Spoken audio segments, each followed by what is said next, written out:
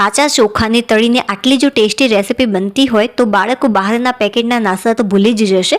તો ચાલો જોઈ લઈએ આજની આ મજેદાર રેસીપી બનાવવા માટે. સૌથી પહેલા તમારે બાસમતી ચોખા લેવાના છે. બે ટાઈપના ચોખા આવે છે. એક તો બાસમતી આ ચોખા, જેનો ઉપયોગ આપણે નોર્મલી ભાત બનાવવા માટે કરતા હોય છે. બસ એ જ ચોખાનો તમારે ઉપયોગ કરવાનો છે. અહીં જે ખીચડી માટેના ચોખા આવે છે એનો આપણે ઉપયોગ નથી કરવાનો. તો હું અહીંયા અડધી વાટકી જેટલા ચોખા લઉં છું. આની અંદર હું થોડુંક મીઠું એડ કરું છું, 5 ચમચી.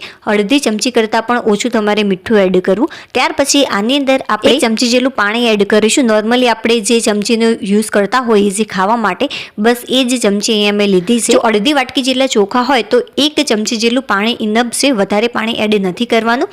હવે બધું જ એકવાર સારી રીતે મિક્સ કરી લઈશું કે જેથી જે મીઠું અને પાણી છે એ ચોખા સાથે સારી રીતે મિક્સ થઈ જાય આ રીતે. ત્યાર પછી આપણે શું કરીશું, આને આમ નામ રહેવા દઈશું. આ ચોખાને આપણે હાથથી બહુ પ્રેસ નથી કરવાના, હલકા હાથે મિક્સ કરી લઈશું. હવે ઢાંકણ ઢાંકી 10 મિનિટ માટે સાઈડમાં મૂકી દઈશું. આની અંદર પાણી વધારે પડી ગયું હોય તો તમારે શું કરવાનું, થોડાક ચોખા મિક્સ કરી દેવાના અને પાણી ઓછું હોય તો થોડુંક વધારે એડ કરી દેવું. બટ વધારે ન પડે એનું ધ્યાન રાખવું. તમે જોઈ શકો છો કે 10 મિનિટ પછી એકદમ કોરા થઈ જાય છે આ ચોખા, કેમ કે જે ચોખા છે એ પાણી શોષવાનું કામ કરતા હોય છે. મેં તો ક્યારે વિચાર્યું પણ નહોતું કે જે આ હું રેસીપી બનાવી રહી છું આટલી ક્રિસ્પી બનશે.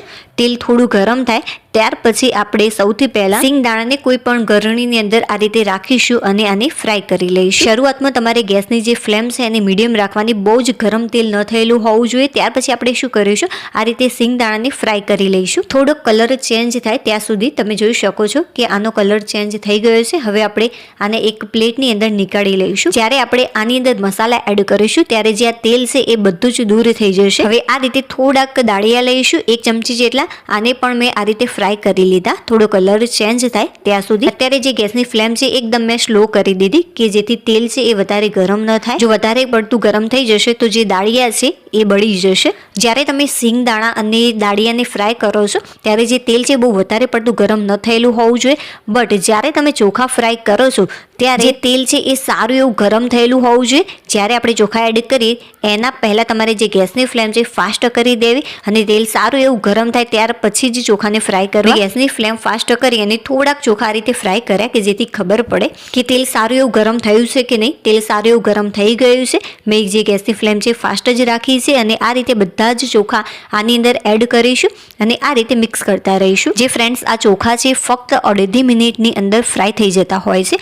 આને બહુ વધારે પડતા કૂક નથી કરવાના. જો વધારે પડતા તમે કૂક કરશો તો જે ચોખાનો કલર છે એ બ્રાઉન થઈ જશે. આટલા ઇનફ છે. અત્યારે મેં ગેસની ફ્લેમ ઓફ કરી દીધી કેમ કે જે ચોખા છે એ સારી રીતે ફ્રાય થઈ ગયા છે. આટલા પરફેક્ટ છે અને એકદમ ક્રિસ્પી થયા છે. ચોખાને તેલમાં ફ્રાય કરવા માટે તમારે આ જારાનો ઉપયોગ કરવો.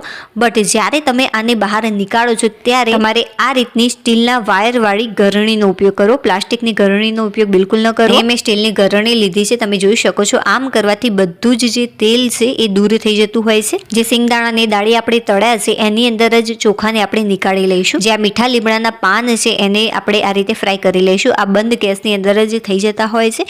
આને પણ આપણે એ જ પ્લેટની અંદર મૂકી દઈશું. તમે આને આ રીતે ખાશો તો પણ આ ટેસ્ટી જ લાગશે, થોડુંક મીઠું એડ કરીને.